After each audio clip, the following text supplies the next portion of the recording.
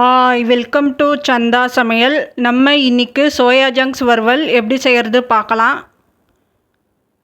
சூடான தண்ணியில் 1 கப் அளவு சோயா ஜங்க்ஸ் எடுத்திருக்கேன், சேர்த்துக்கலாம். 15 நிமிஷத்துக்கு ஊற விடணும். சோயா ஜங்க்ஸ் ஆறினதும் நல்லா பிழிஞ்சு எடுத்திருக்கேன். ஸ்டவ் ஆன் பண்ணி கடாய் வச்சுருக்கேன்.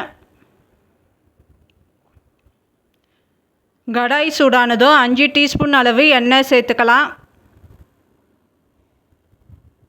1/2 டீஸ்பூன் அளவு ஜீரகம் சேர்த்துக்கலாம். ஜீரகம் பொரிஞ்சதும் மீடியம் சைஸ் வெங்காயம் 1 பொடியாக கட் பண்ணி சேர்த்துக்கலாம். 1 டீஸ்பூன் இஞ்சி பொடியாக கட் பண்ணி சேர்த்துக்கலாம். 1 டீஸ்பூன் பூண்டு பொடியாக கட் பண்ணி சேர்த்துக்கலாம். 1 கொத்து கருவேப்பிலை சேர்த்துக்கலாம்.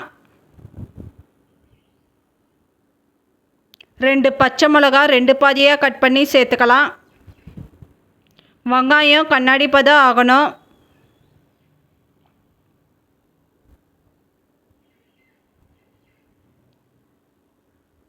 ஒரு டீஸ்பூன் குழம்பு மிளகாய்த்தூள் சேர்த்துக்கலாம்.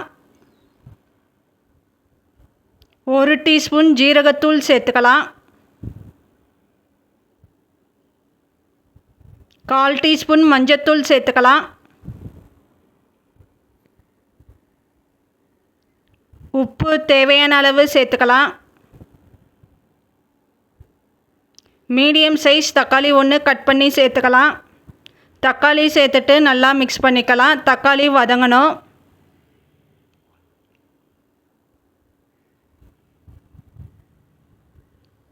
இப்போது சோயா ஜங்க்ஸ் சேர்த்துக்கலாம். சோயா ஜங்க்ஸ் சேர்த்துட்டு நல்லா மிக்ஸ் பண்ணிக்கலாம்.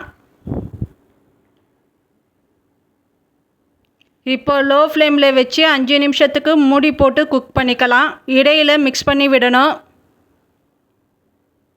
இப்போ கொத்தமல்லி சேர்த்துக்கலாம். கொத்தமல்லி சேர்த்துட்டு மிக்ஸ் பண்ணிக்கலாம். இப்போ ஸ்டவ் ஆஃப் பண்ணிடலாம். இப்போ நமக்கு சோயா ஜங்க்ஸ் வறுவல் ரெடி ஆகிடுச்சு. இந்த சேனல் பிடிச்சிருந்தால் லைக் பண்ணுங்கள், ஷேர் பண்ணுங்கள், சப்ஸ்கிரைப் பண்ணுங்கள்.